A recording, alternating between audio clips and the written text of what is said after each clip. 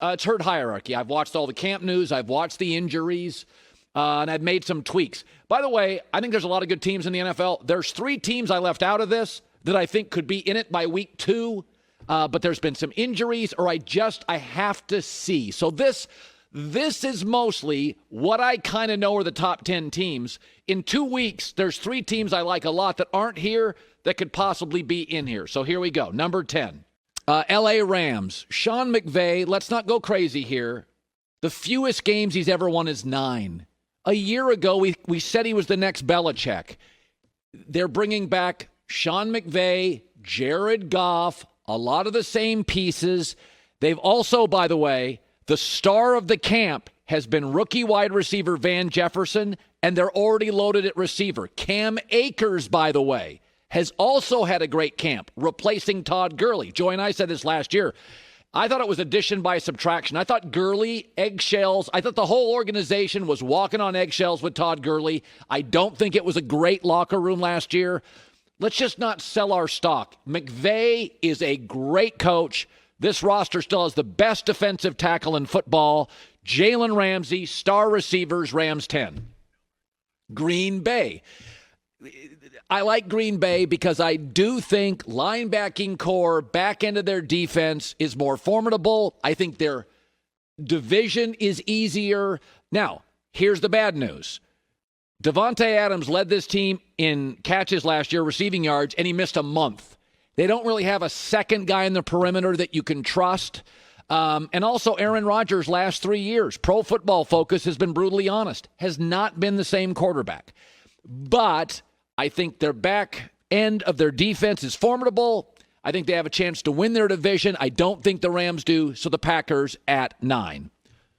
Coin flip, I'll go with Minnesota because I like their overall roster better. Stephon Diggs, losing him hurts, but they have Adam Thielen, good tight ends, Delvin Cook. I don't think they're a Super Bowl team. And I said that about Green Bay last year. I thought they were a 9-7 team that got to 13-3. They got blown out by the Niners in the NFC Championship.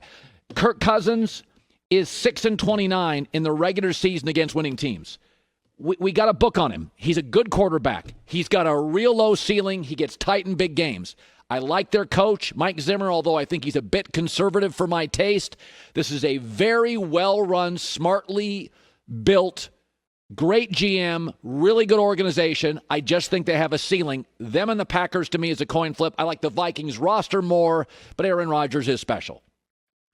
Seattle. They gave up 381 yards a game last year. That was the worst in the Pete Carroll era.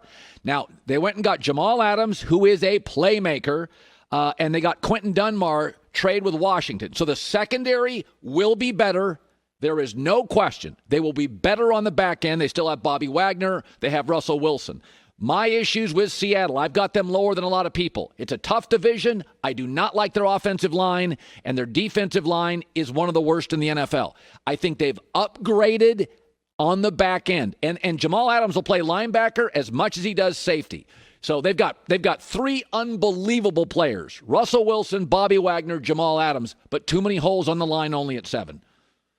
Philadelphia, fewer holes than Seattle without perhaps having 3 superstar players. They're one of 4 teams in the NFL that's made the playoffs each of the last 3 years, and that's with a ton of injuries at wide receiver, a ton of injuries at quarterback, a ton of injuries in the secondary. They added Darius Slay, who I think is a top 3 corner in the NFL. They went and drafted a wide receiver in the first round, and they can't possibly be as injury-riddled as last year. It's not possible. I also think it's a pretty drab division. Whereas Seattle's got 2 games against the Niners, 2 against the Rams. Eagles get the Giants twice and Washington twice. That feels 4-0 to me. Eagles at 6. Tampa Bay. Listen, this team with 40 turnovers was 7-7 through 14 games last year. Brady's here. Gronk's here. Shady McCoy. Leonard Fournette. Tristan Wirfs, right tackle. They have made massive upgrades. Also, it's Bruce Arians' second year. It's Todd Bowles' second year. Don't overthink the room here. All these critics of Brady, folks, they made massive personnel changes. It's the second year with a coach and a very smart defensive coordinator. Tampa Bay at 5. Saints are a Super Bowl team. I always say my final four should be Super Bowl favorites. Added two really smart veterans, Malcolm Jenkins, the safety, and Emmanuel Sanders to a Super Bowl level roster. So they added maturity. Why does that matter? Because we didn't have a preseason. We didn't have OTAs. Smart veteran playmakers. Malcolm Jenkins, Emmanuel Sanders to a great roster, ready to perform game one, Saints 4. 49ers, don't outthink the room. They led the Chiefs for 3 quarters. They outplayed Kansas City for 3 quarters. Best young coach in football. Garoppolo's 21-5 as a starter. Can we stop banging on Jimmy Garoppolo? Good God, he was 21-5. As good as Kyle Shanahan was, he couldn't win until Garoppolo got healthy. Kansas City returns 18 of 22 starters. I don't think they've come close to hitting their peak. Even Patrick Mahomes was 11th in completion percentage and 7th in passer rating. I don't think he's close to his ceiling. They're only going to get better. And Andy Reid made a great point this week. He goes, a lot of times teams win Super Bowls and they get flashy and crazy and they party too much. He goes, we couldn't. There's a pandemic. We couldn't go out. So we just kept our head down and coached football and played football and practiced football. Love the Chiefs. Baltimore, I have them at 16-0. I don't. It's really funny about this whole Lamar thing. Lamar Jackson, what do you need to see? He was better at the end of last year than the beginning. They're fine. They've added Calais Campbell on the defensive front. The Earl Thomas loss, I don't think hurts much because I think their corners are great and their pass rush is better. There's nothing I don't like about this team. I like their work ethic. I like their front office. I love their coach. I like the way the coach and the quarterback embrace each other. And I love that Lamar Jackson's got a total chip on his shoulder. I love it.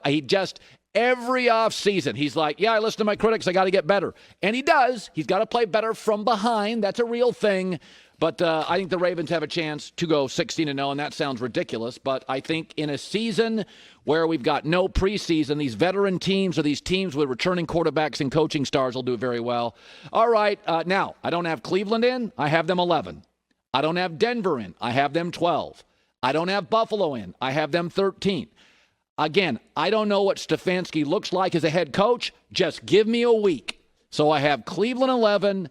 Denver lost their right tackle, so now I don't like Denver at either tackle spot. I love the rest of their roster, but I can't go with a team in the top 10 they're struggling already at left tackle. Now they lost their right tackle with a young quarterback. And Buffalo, I think they coached the hell out of that team, but Josh Allen scares me. Hi, everybody. Thanks for watching. Subscribe here to get the latest from the show. Also, be sure to check out more of the best clips from The Herd or go watch a few segments from other shows on FS1.